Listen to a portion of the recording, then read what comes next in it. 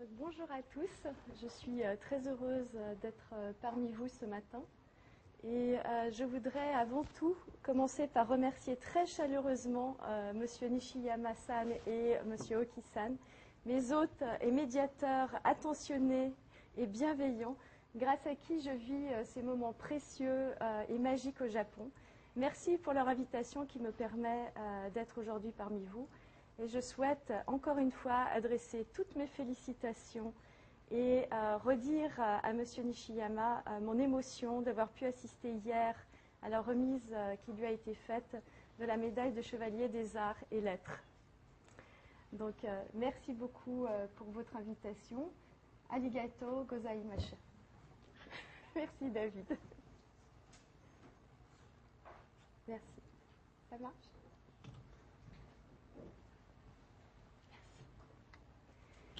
Et avant de commencer mon intervention, est-ce que ça marche? Oui? J'ai pas l'impression.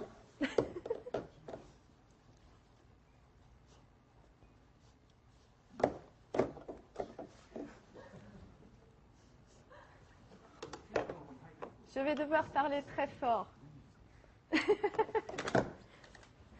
Oui? Non? J'ai pas l'impression que ça marche. Hein. Ah, et là? Oui? Parfait. Donc avant de commencer mon intervention, que j'aimerais lui dédier, j'aimerais aussi, si vous le permettez, partager une pensée émue pour le professeur Louis Daben qui nous a quittés cette semaine. Professeur Louis Daben était mon professeur, mon maître, ma directrice de thèse et mon amie sincère. Elle était une femme formidable dont le rayonnement et la vision ne cesseront de nous inspirer. Et je ne pouvais pas faire cette présentation ce matin sans partager ce moment avec vous. Donc cette pensée pour notre professeur Louis Daben, qui a, comme vous le savez, créé le Lidilem, qui a créé l'ACEDLE, qui est l'auteur d'un livre très important pour nous tous, Repères sociolinguistiques pour l'enseignement des langues, publié en 1994. Donc pensée émue pour Louis Daben qui nous a quittés cette semaine. Donc ma contribution aujourd'hui se propose d'interroger la formation de la compétence plurilingue en milieu universitaire dans une université, la mienne, Simon Fraser University, SFU, au Canada, dont l'emblème que vous voyez est d'engager le monde, engaging the world, où une proportion très importante, dont une université où une proportion très importante de la population étudiante est internationale, le français une langue minoritaire et l'anglais la langue de l'université. Donc à partir d'exemples illustratifs de recherches qui sont en cours, je vous propose de questionner d'une part les représentations et les pratiques plurilingues comme ressources pour développer une compétence à l'écrit en contexte universitaire, et discuter aussi, d'autre part, comment l'étude du développement plurilingue réinterroge certaines zones conceptuelles construisant notre champ, notamment autour de notions telles que celles de compétences plurilingues et pluriculturelles, de compétences plurilittératies ou bien d'identité plurielle, pour interroger leur potentiel comme instrument et comme ressource pour le changement et la transformation des pratiques et du champ éducatif. Alors je vais commencer par une présentation rapide de la mobilité étudiante au Canada et en particulier en Colombie-Britannique. Maintenant vous connaissez le Canada, vous avez vu plusieurs cartes. Vous savez que la Colombie-Britannique est sur la côte ouest, donc c'est une province anglophone dans un pays bilingue, où la mobilité étudiante constitue un enjeu stratégique de l'éducation dans la province, notamment à l'université, avec une population étudiante internationale qui représente 4% de l'ensemble des étudiants internationaux au niveau mondial, donc un pourcentage qui est comparable à celui du Japon. La Colombie-Britannique reçoit 28% des étudiants internationaux qui viennent suivre leurs études au Canada. La majorité de ces étudiants internationaux viennent d'Asie et d'autres du Moyen-Orient, ainsi que de l'Europe. Alors la mobilité concerne aussi bien les étudiants qui partent en séjour d'études et qu'il faut préparer au départ, que ceux qui viennent étudier dans la province, qui sont les étudiants qui nous concernent dans cette présentation aujourd'hui. Donc il s'agit d'un secteur en croissance rapide, 21% en 4 ans, avec un nombre de plus en plus important de jeunes qui passent de l'école secondaire aux études supérieures. C'est-à-dire que les parents envoient leurs enfants étudier en dernière année des études secondaires au Canada, ou avant-dernière année des études secondaires, de manière à les préparer mieux à entrer à l'université canadienne. Donc on estime que 4 jeunes étudiants internationaux sur 10 qui terminent l'école secondaire en Colombie-Britannique s'inscrivent à l'université dans la province l'année suivante. Et là, vous voyez une représentation de carte postale de la variété des étudiants qui sont reçus à Vancouver. Alors l'université voit dans l'éducation internationale des bénéfices d'abord économiques, comme vous pouvez le voir sur le petit tableau du haut, où on voit des chiffres très importants pour l'université, mais on s'intéresse toutefois de plus en plus aux bénéfices sociaux et culturels que constitue pour la province une arrivée importante d'étudiants des régions Asie-Pacifique, dont la Colombie-Britannique est considérée comme la porte d'entrée sociale, the social gateway. La mobilité et la migration reconfigurent ainsi le paysage linguistique et culturel de la province, comme l'illustre la photo que vous voyez en haut et à droite, qui est prise à l'aéroport de Vancouver, et vous voyez pays bilingue, panneau à l'aéroport en 3 langues, les 2 langues officielles, et puis le chinois, langue locale. Et puis le dessin en dessous, qui mêle le dragon et l'aigle, emblématiques des populations asiatiques et amérindiennes locales.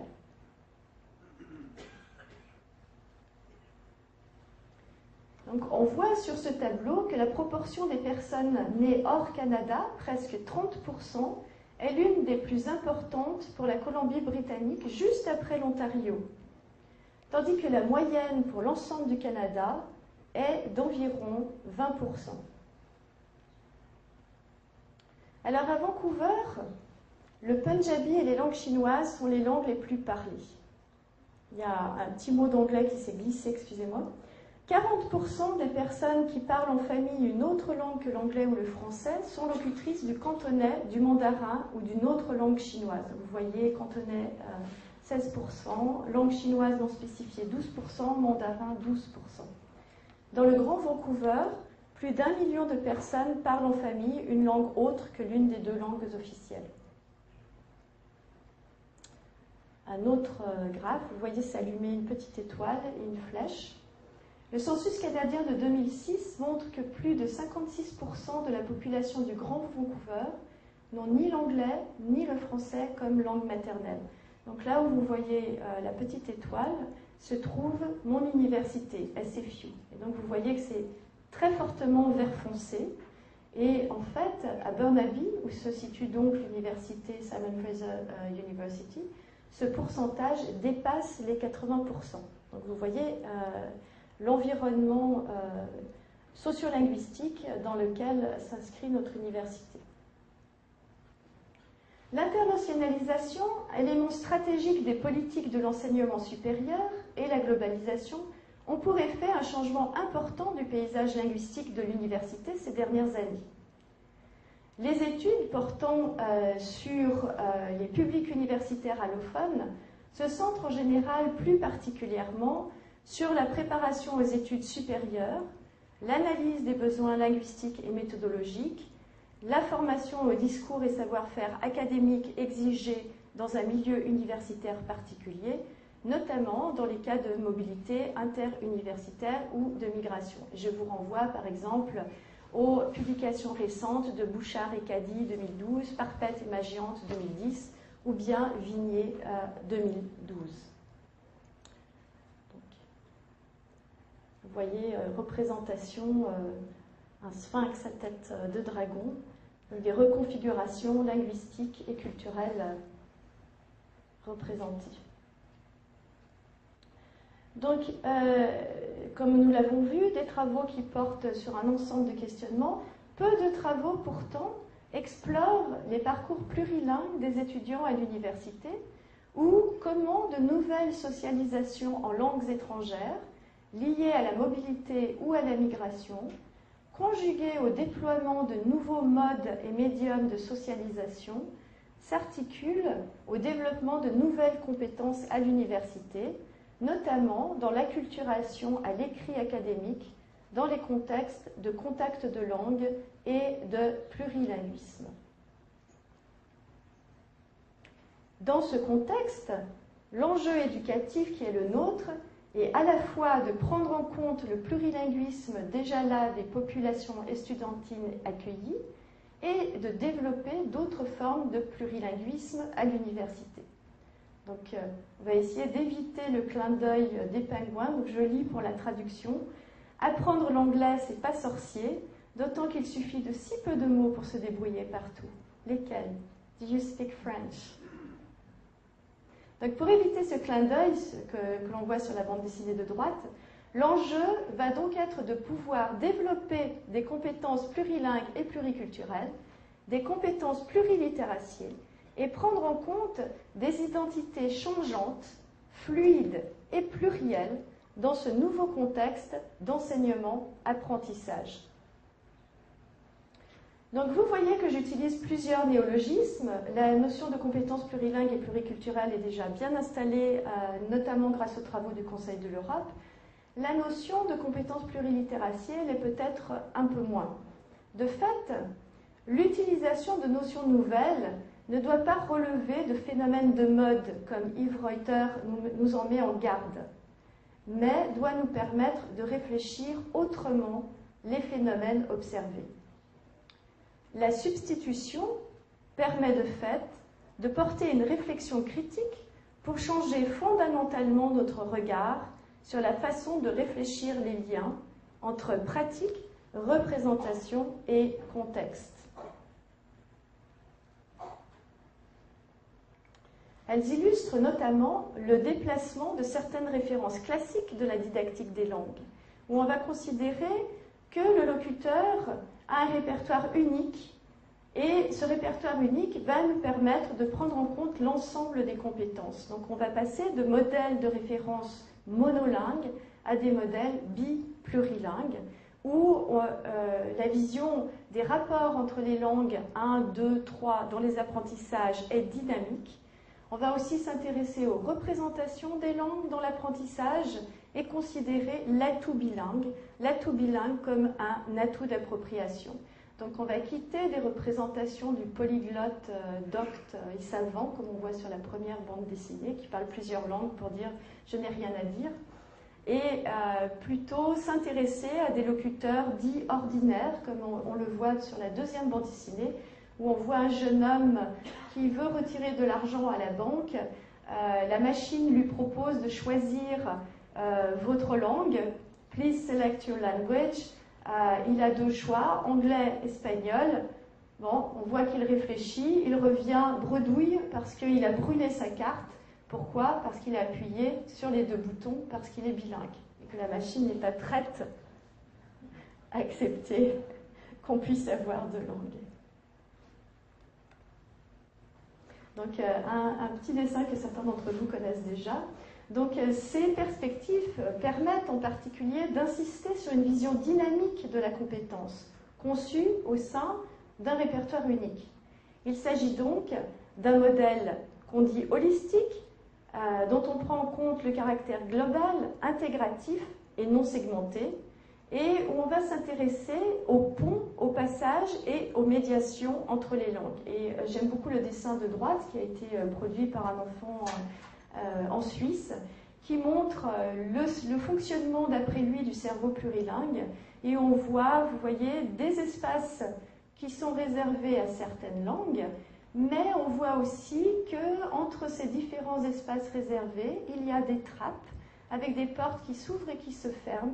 Il y a des escaliers qui permettent de passer d'une langue à l'autre. Il y a même un ascenseur qui permet d'aller plus vite d'une langue à l'autre.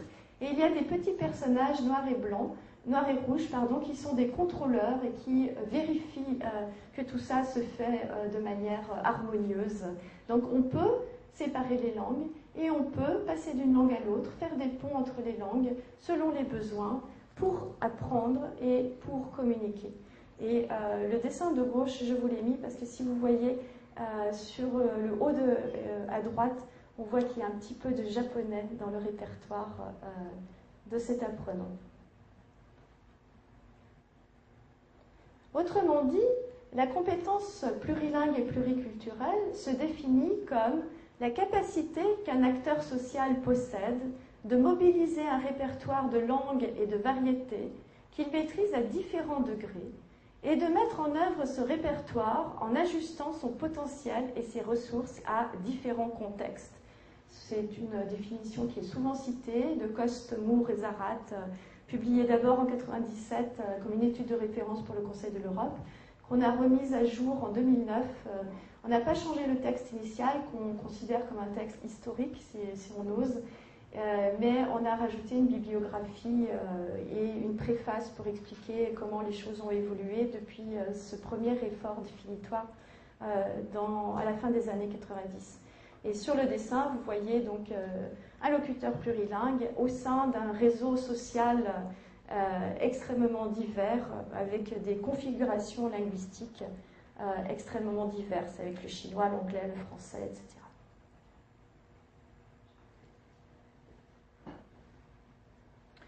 Alors, les pratiques littéraciées se définissent comme toute instance au cours de laquelle la communication se construit dans plus de 2 langues, dans et autour de l'écrit. Elles décrivent les ressources et les compétences constitutives des individus plurilingues en tant que locuteurs.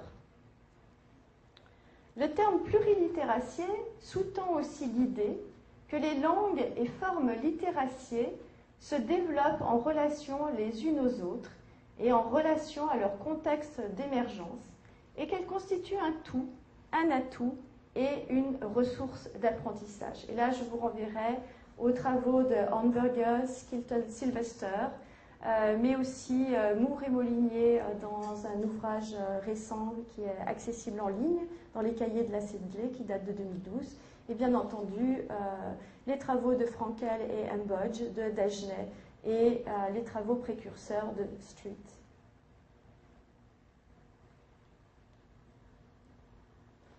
Enfin, ces diverses compétences s'accompagnent de reconfigurations identitaires qui s'expriment au travers de l'usage que fait un locuteur de ces langues et au travers de ses discours sur celles-ci. Elles se révèlent de manière différente selon les choix des locuteurs à l'intérieur d'un ensemble de possibles, choix qui dépendent, entre autres, des trajectoires de vie individuelles, des catégories sociales et linguistiques à disposition et des interprétations que donne l'individu aux circonstances locales dans lesquelles il est amené à négocier la différence et à signaler ses affiliations. Donc, je vous renvoie ici un texte que j'ai coécrit avec Claudine Brouilly en 2013. Et cela nous permet de considérer les identités plurilingues comme fluides et plurielles qui se reconfigurent en situation.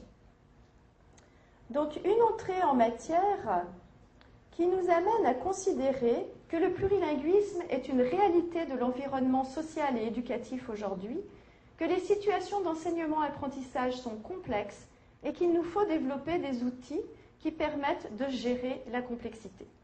Donc une réflexion qui s'engage autour d'une double perspective, celle de l'effort de partir des acteurs eux-mêmes et de leur contexte d'usage et d'appropriation des langues, pour envisager des scénarisations curriculaires susceptibles de s'appuyer sur et développer le plurilinguisme à l'université.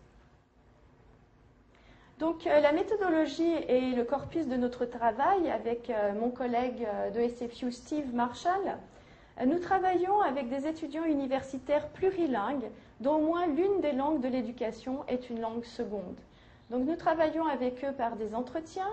Nous leur demandons aussi des biographies langagières écrites ou orales, des journaux de bord de réflexion et d'apprentissage, des représentations graphiques. Les représentations graphiques sont très importantes pour nous, comme vous le verrez plus tard. Donc des représentations graphiques qui peuvent être des dessins ou bien des photographies. On s'intéresse aussi à leurs courriers, les échanges emails, les productions écrites spontanées telles que les textos ou Facebook, et les productions écrites universitaires, bien sûr. Et nous observons aussi les classes de littératie académique, donc en anglais FAL, Foundations of Academic Literacy, en français FLA, français langue académique. Et donc vous voyez que si on s'intéresse à ces différents types d'écrits, cela va poser d'emblée la question du rapport à comment on construit la relation à l'écrit. Alors, voici un premier exemple qui illustre les passages entre pratique ordinaire et universitaire, celui de Ja, étudiant coréen de français, toujours ce corpus Marshall Moore, qui nous dit « Je dirais que tous mes styles écrits sont formels, excepté pour l'anglais. Peut-être à cause du en ligne. Comme pour utiliser les réseaux et ce genre de trucs, je vais utiliser l'anglais. Tandis que le français, j'ai appris à l'école à l'écrire de manière formelle. La même chose avec le coréen. À l'école coréenne, on t'apprend à écrire de manière formelle. Le coréen formel plutôt que familier, ou les formes sociales. Donc quand il dit les formes sociales, en fait, il veut dire les formes des réseaux sociaux. Ici, nous avons deux autres exemples qui nous permettent d'illustrer les pratiques ordinaires très complexes des étudiants qui utilisent dans leur conversation des SMS ou qui conversent sur Weibo, le Facebook chinois. Donc on voit des interactions qui mêlent diverses langues et écritures, des abréviations en anglais, par exemple you devient U, des émoticônes pour rendre leurs écrits plus affectifs et attractifs. Un autre exemple, ici celui de la prise de notes, où dans une même classe, on voit des pratiques très différentes selon les cultures éducatives, mais aussi d'autres paramètres comme l'âge des étudiants. Donc on voit ici dans la même classe des étudiants qui vont se servir d'un ordinateur, d'un iPad, ou qui vont encore écrire, et de manière de plus en plus minoritaire, à l'encre, on voit la tâche en attaché, comme on le fait assez normalement encore en France. Donc il va être important de s'intéresser aux habitus, aux déjà là. Et en s'intéressant au contexte, nous disent Schiss et Sicurel, on fait entrer dans le champ de la didactique la pluralité des conditions de transmission des savoirs. On considère comme déterminant pour la connaissance didactique le poids des facteurs nationaux, linguistiques, ethniques, sociologiques et éducatifs. Donc on va donc s'intéresser au contexte, aux cultures éducatives, et parmi ces choix, moi en particulier, je m'intéresse au gestuel de l'écrit. Alors voilà un exemple. On ne va pas écouter la vidéo parce que ça nous prendrait trop de temps. Mais comme vous le voyez, je m'intéresse en particulier au gestuel qui accompagne le passage d'une langue à l'autre et d'un système d'écriture à un autre dans les processus d'apprentissage. Ici, on voit l'exemple de Yann, un étudiant chinois qui fait son doctorat en français, qui explique pourquoi il préfère sur son téléphone utiliser les sinogrammes pour écrire en français ou en anglais, en utilisant les sons de manière syllabique. Nous sommes bien ici devant de nouvelles formes de littératie plurielle, de modes de communication, d'écriture, facilités par des outils technologiques eux-mêmes nouveaux. Donc, on va lire très rapidement ce qu'il dit. Je le lis pour la traduction. J'écris un mot, un caractère chinois, et je choisis. Alors, à droite, on voit une liste de sinogrammes se ressemblant. Donc, je choisis celui qui correspond à mon écriture. Il y a d'autres choix qui ressemblent à mon écriture, mais ce n'est pas le même, ce n'est pas tout à fait le même. Donc, le premier est mon écriture. Voilà, on choisit le mot, le premier est exact. Les trois autres ressemblent, mais ça veut dire autre chose. Pas du tout les mêmes mots, le même sens, les mêmes sons. Parfois, le téléphone ne reconnaît pas mon écriture, parce qu'on fait à la main. Et on voit qu'il utilise le pouce droit pour tracer les sinogrammes sur le téléphone. Donc, on fait à la main, pas à la machine. Le deuxième exemple, il change de clavier, et il me dit, je vais utiliser un autre système pour taper ces deux mots. Donc, il allume un clavier avec des lettres alphabétiques, donc un clavier QWERTY. Là, on a le pinyin. Le premier mot, on prononce ling. Le pinyin, c'est l'écriture alphabétique du chinois. Donc, ling, L-I-N-G. Ah, pardon. Il fait une erreur en tapant. C'est pour ça qu'il dit pardon.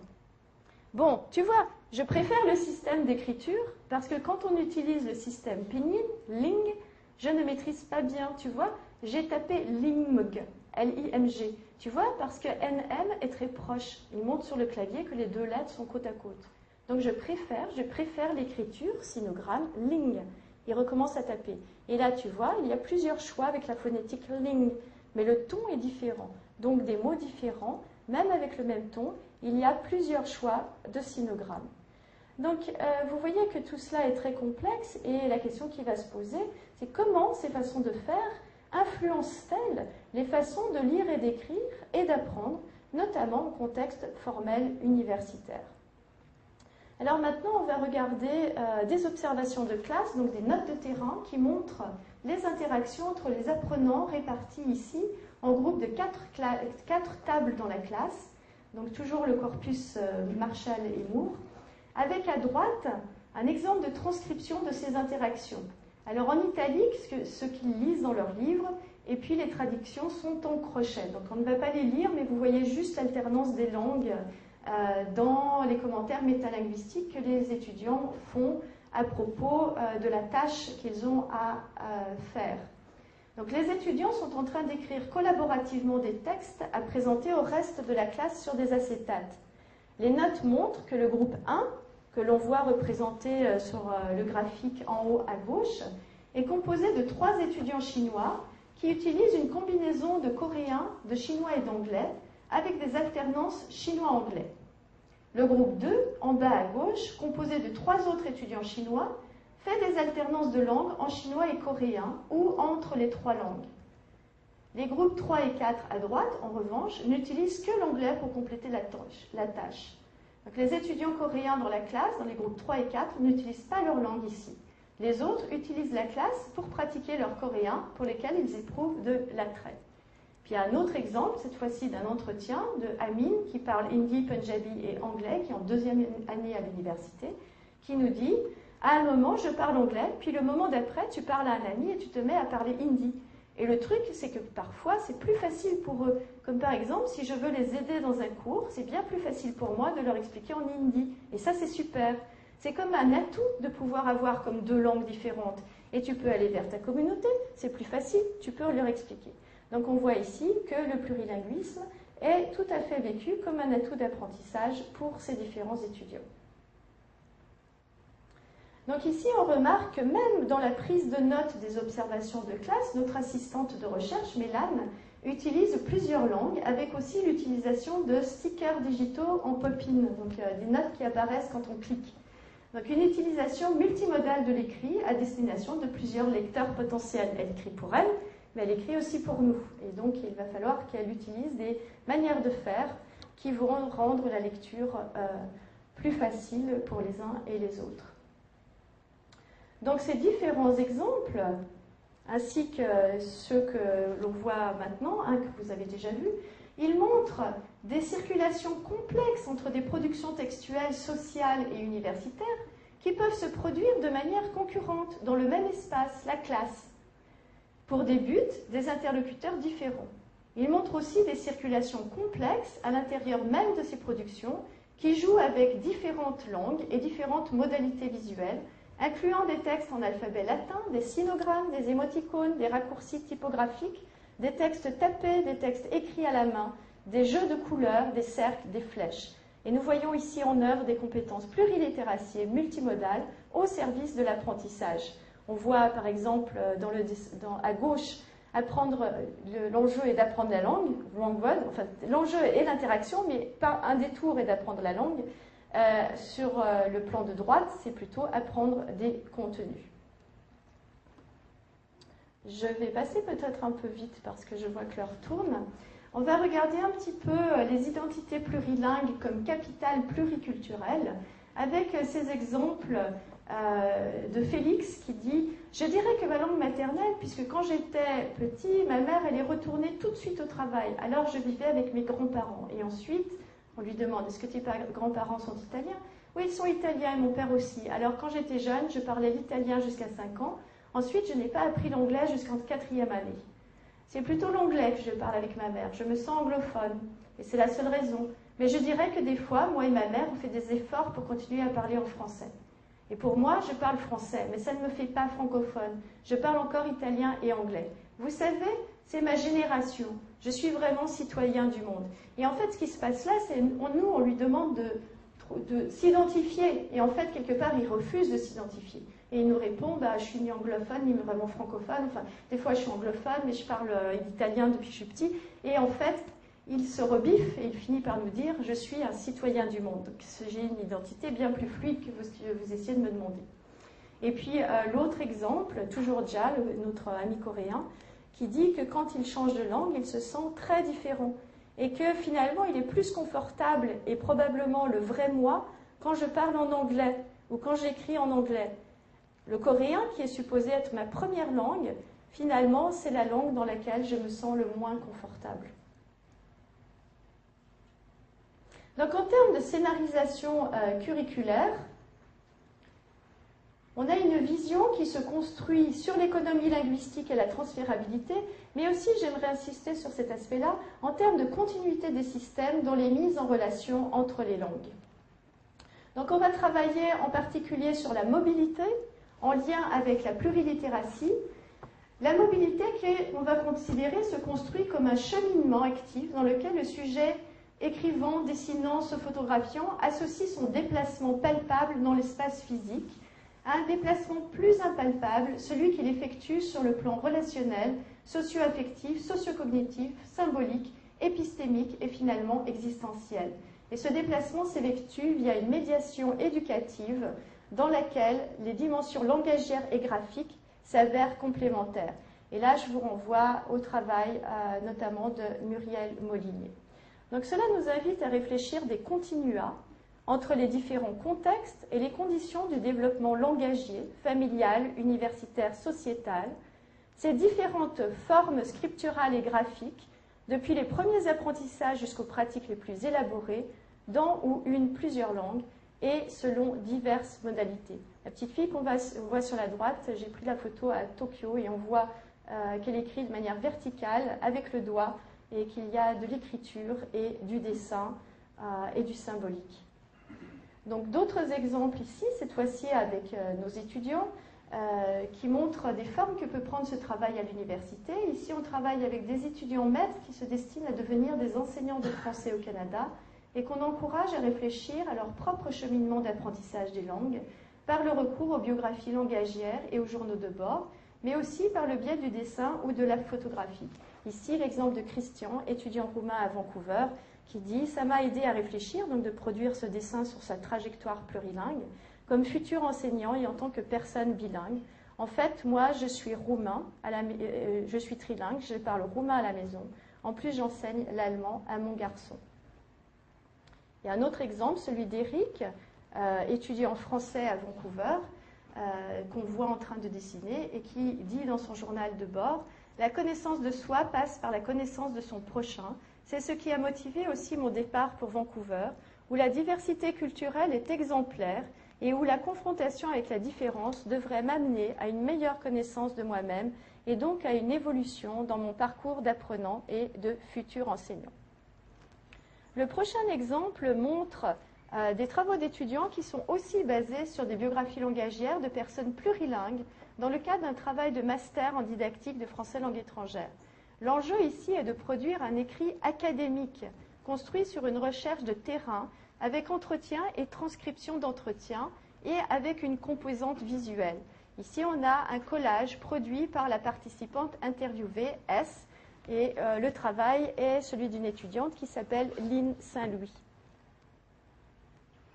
Alors voilà ici un extrait du produit final, l'écrit académique, qui est présenté, comme vous le voyez, selon les normes de l'université, avec le recours à des citations d'auteurs suivant des normes de présentation en vigueur dans le milieu de la recherche, qui inclut une transcription d'entretien, des conventions de transcription, une bibliographie que je n'ai pas mise ici, mais qui suit les conventions APA de l'université, et le tout écrit en français, tandis que les entretiens peuvent se dérouler dans n'importe quelle langue, parfois dans plusieurs.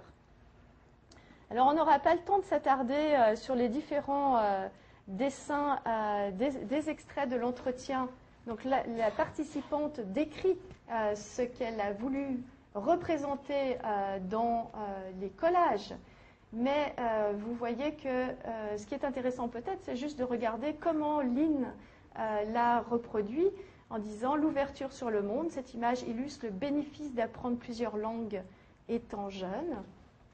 Et l'interculturel, cette image illustre que le plurilinguisme, que le plurilinguisme crée des amitiés et des rencontres interculturelles.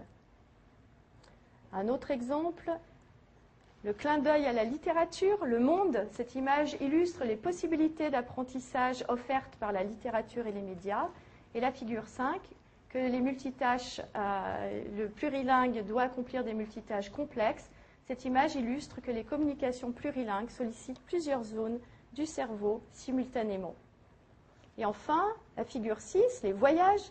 Cette image illustre les communications plurilingues mondiales avec diverses communautés linguistiques.